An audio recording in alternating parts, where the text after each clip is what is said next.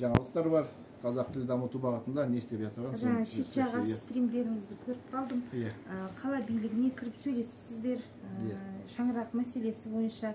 Енді біз қазақ тілі қоғамы болғандықтан мемлекеттік тілдің қолданыс аясын кеңейту басты миссиямыз осы қоғамның. Сондықтан жаңағы ата-аналардан ұсыныс шағым түскеннен кейін жаңа мектепті ала алмадық деп біз қоғам ретінде қолдау көрсетіп, өзіміздің тарапымыздан президентке дейін, білім министрі, одан кейін депутаттарға жаңа сазыв дейді ғой, жаңа депутаттарымызға парламенттегі сол кісілерге хат жазып, мектеп мәселесін шешіп беруді сұрадық. Азаттық арнасы келіп, қатты-қатты сөйлеп, айтып тастадық.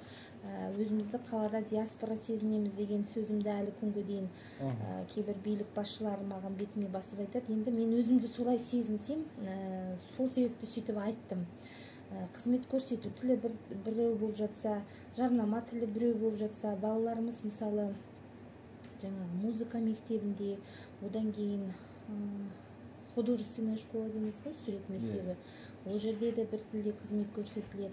Дом школьниковта бір тілде қызмет көрсетіледі. Енді маған басу айтып, дом школьникта курсы казахского языка бар дейді. Әрине олар бар шығар, бірақ ол тағы кімге арналған? Тағы да басқа тілді балаларға арналған. Ал біздің балаларымыз жаңағы робототехника деген сияқты би, немесе ән, сондай үйірмелерге қатысқан күннің өзінде өз ана тілінде сол жерден білім ала алмайды. Сондықтан мен өзімізді диаспора сезінеміз деп айтқам. Енді шаңырақ төңірегінде көп даулы әңгіме шықты. Бүгінгі билікке жеке өз басым қоғам атынан рахмет айтқым келеді. Енді біз две стороны медали дейді ғой.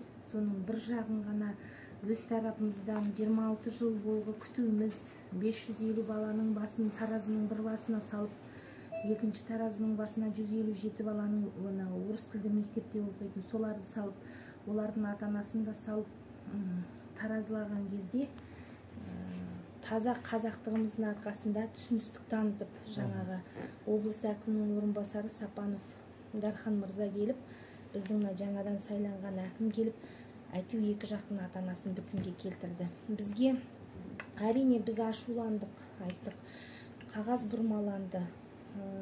Мысалы 26 жыл күтуімізді 5 тиынға бағалап тастады. Сонда бұған кім жауап береді?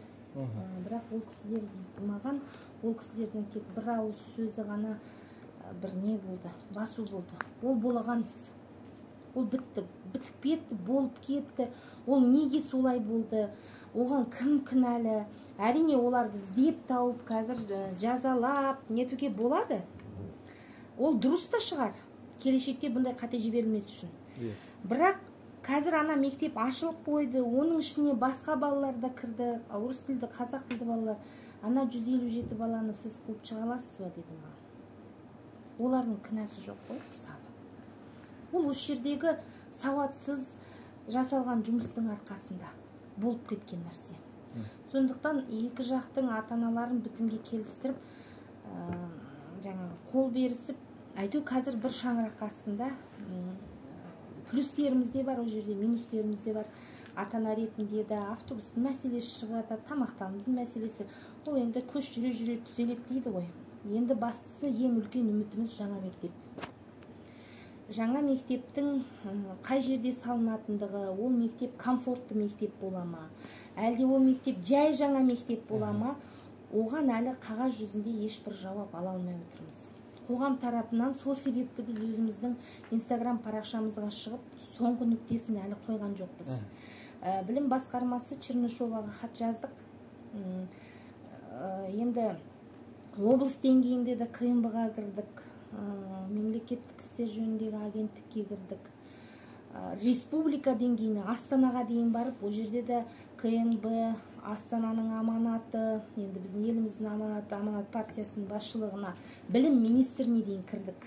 Ол кісілердің бізге айтқаны, Реддердегі қазақ тілді шаңырақ мектебінің төңірегінде көп жаңағы резонанс шығып, дау шыққандықтан, Реддерде 24-ші жылы пайдалануға берілетін комфортты мектеп қазақ мектеп болады дейді. Сонымен біз осы қазір 11-ші мектеппен бір шаңырақтың астында тағы да билікке сенеміз, үміт артамыз. 40-на шыдадыңыздар ғой, 41-не шыдаңыздар. Біз айттық, точно 41 ма? Әлде мынау 40 болып қап, сосын тағы 41-ді күттейсіздер ме? Жоқ, осы 41 деді. Содан бір жағынан комфортты мектеп деген аты бізді қызықтырды. Жай мектепке қарағанда, ол қайда салынатыны әлі бізге жауап келмегендіктен біз ресми түрде әлеуметтік желіге шығып, қоғам тарапынан осы тақырыпта қалада нүктесін қоймай отырмыз. Енді тағы бір дау шықты, шаңырақ мектебі жабылып қапты деген. Ол өтірік, жалған қауесет, жабылған жоқ мектеп. Балаларымыз сонда оқып жатыр. Әлгі көңіл сыйса бәрі сияды деп айтады ғой. Ана мектептің балалары да жап-жақсы. Кейбір ата-аналар түсіністікті әлде танытпай, басқа жаққа бұрмалап, әртүрлі қауесет ақпарат жариялап жатуы мүмкін. Біз енді басшылармен сөйлескендіктен бір түсіністік танытып, шыдайық, өзі шыдамды халық дейді ғой қазақта. Бірақ төзімнің де шегі бар. Шыдамаймыз болды. Мүмкіндік шөлмек. Осы жердің қожайынымыз біз. Қазақ жері мынау. Дұрыс айтасыз. Ең қынжылтатыны бір нәрсе, тәуелсіздік алғанымызға 36 жыл. Бүгінгі таңға дейін біз 36 емес, 31. Желтоқсаннан санасақ. 86-тан. 86 деп санайтын болсақ, шашыдыңыз. Сол 36 жылдың ішінде әлі сол илеп жүргеніміз бір пұшпақ. Ол қашан иленіп бітеді? Мемлекетшілдік сана қашан оянады? Ол мемлекетшілдік сана неге қазаққа ғана керек? Ол мемлекетшілдік сана осы елдің азаматтарына түгелдей неге керек жоқ деген сұрақ туындайды. Бірақ заманнан қалып бара жатқан азаматтарда ғана ол сана қалыптасып қалған. Мысалы, Совет үкіметін аңсайтындар, Алтай қаласында болып жатқан оқиға, Ленин ескерткішін құлатып ап, халық дау шығарып, сонда олар өздерін қала ретінде біздің елден бөлек қаламыз деп санай ма?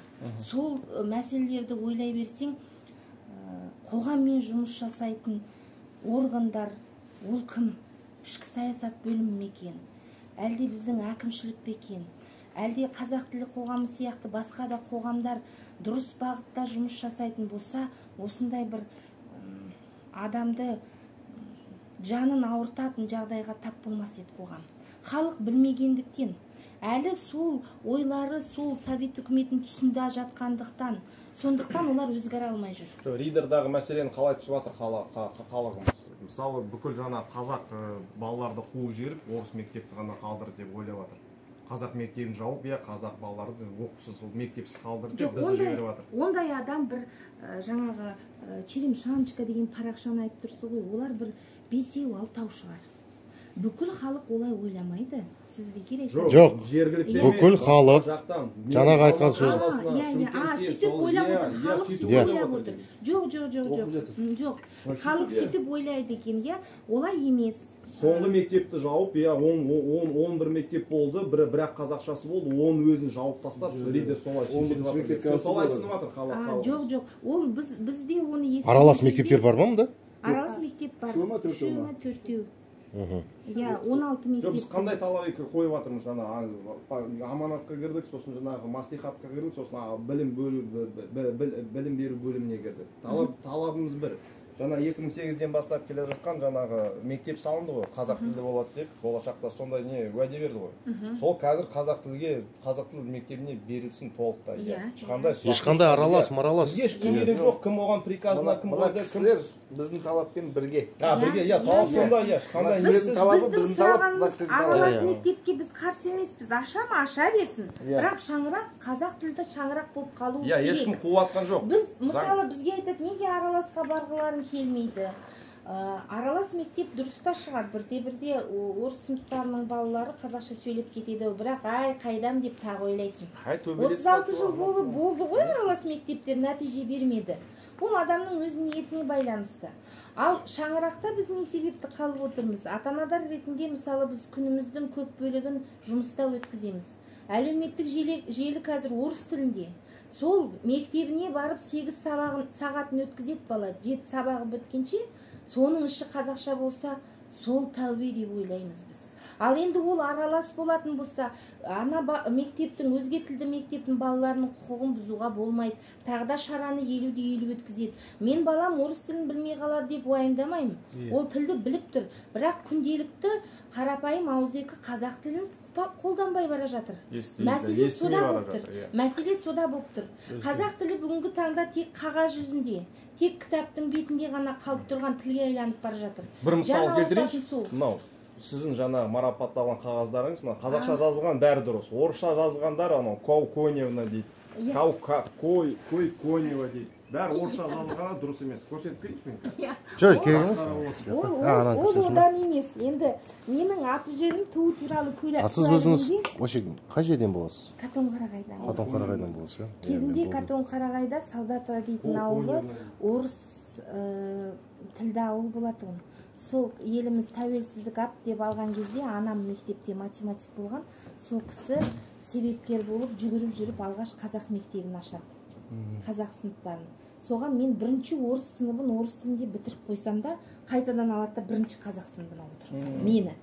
Жарты сынып біз өңкей туыстар боламыз. Ана мектепті ашу үшін сөйтіп жүріп, анам жүгіріп жүріп кітап тапқан, сөйтіп қазақ мектебін ашып, алғашқы түлектері болып біз шықтық. Бірақ оның да өзінің бір минусы бар екен. Адамда ойлау тілі мен сөйлеу тілі деген мәселе болады екен.